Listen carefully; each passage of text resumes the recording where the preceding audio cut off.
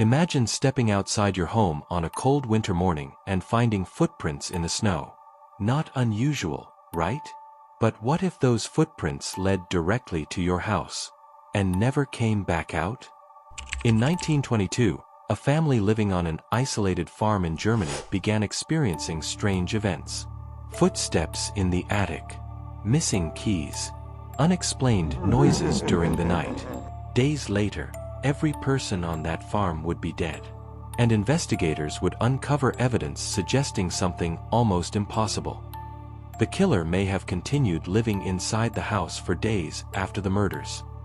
This is the true story of the Hinterkaifeck Murders, one of the most terrifying, unsolved mysteries in history. The year was 1922.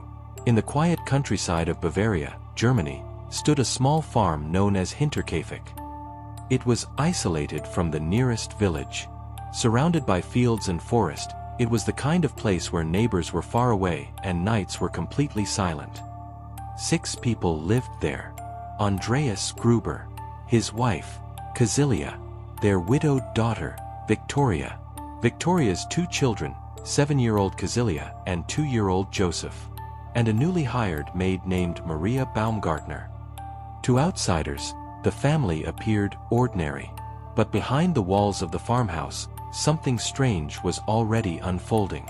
A few days before the murders, Andreas Gruber made a discovery that would haunt investigators for decades. One morning, he stepped outside and noticed footprints in the fresh snow. The tracks emerged from the forest. Curious, he followed them. They led directly toward the farmhouse. At first, that didn't seem unusual. But then he noticed something disturbing. There were no footprints leading back. Whoever had walked out of the forest had apparently stayed. Andreas searched the property. He checked nearby buildings. He looked around the farm, but he found nobody. Still, the footprints bothered him. Something about them didn't feel right, as if someone had been watching, waiting, hiding somewhere close. And unfortunately, this was only the beginning, because soon, the family would start hearing sounds coming from a place nobody should have been, the attic. And those sounds would become impossible to ignore. Every night, the footsteps returned.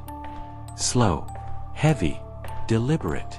Someone, or something, appeared to be walking above the family while they slept. And what Andreas discovered next would make the situation even more terrifying.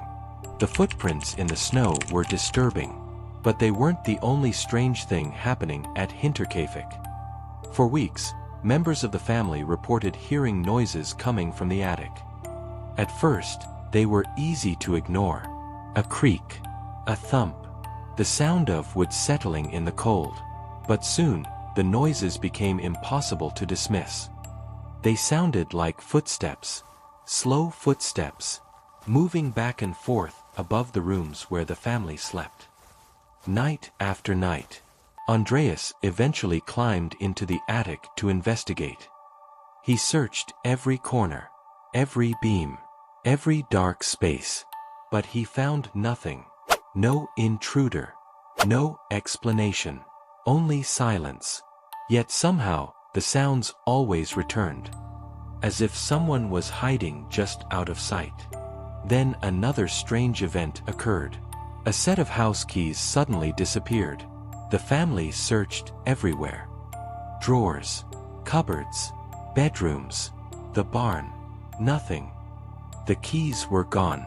No one admitted taking them, and no one could explain where they had gone. Today, many investigators believe this detail may have been one of the most important clues in the entire case. Because if someone had secretly obtained those keys, they wouldn't need to force their way inside. They could simply walk in whenever they wanted. Not long after the keys vanished, another mystery appeared. A newspaper was found on the property. The problem was simple. Nobody living on the farm subscribed to that newspaper. No family member recognized it. No neighbor claimed ownership. Someone had brought it there.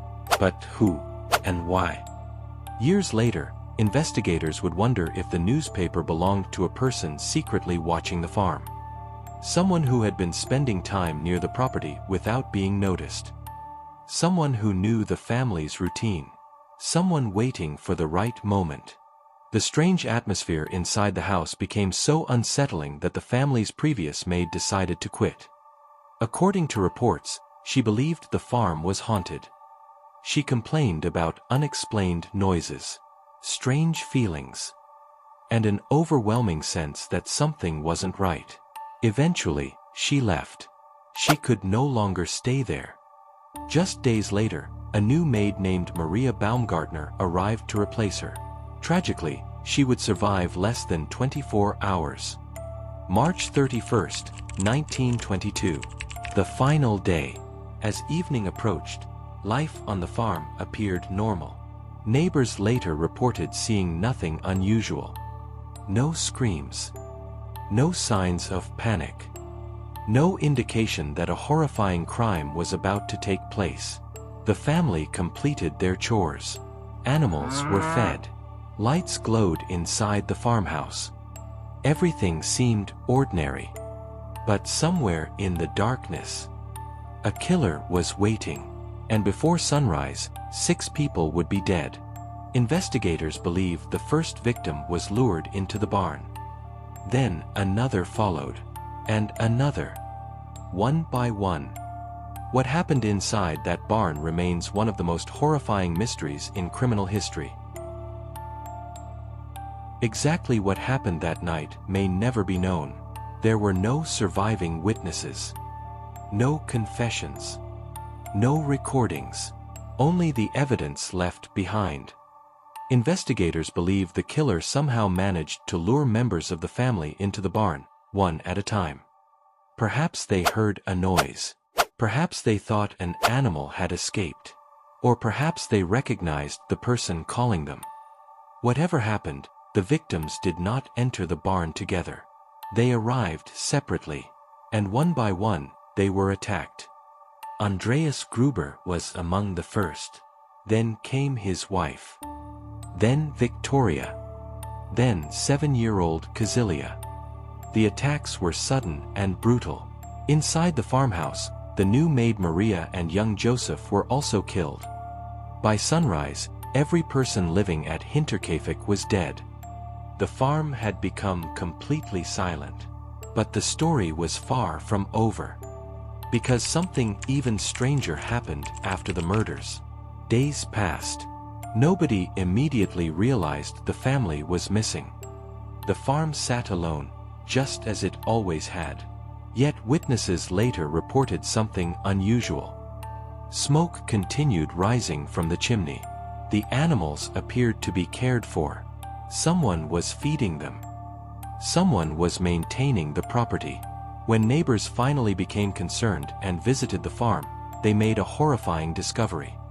The entire family was dead, but evidence suggested the killer had remained there after the murders. Food had been eaten. The kitchen showed signs of recent use. The animals had been tended to. Investigators reached a chilling conclusion.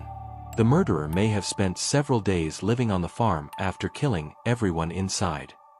Imagine walking through those empty rooms, eating meals, sleeping at night, knowing the victims were only a few steps away.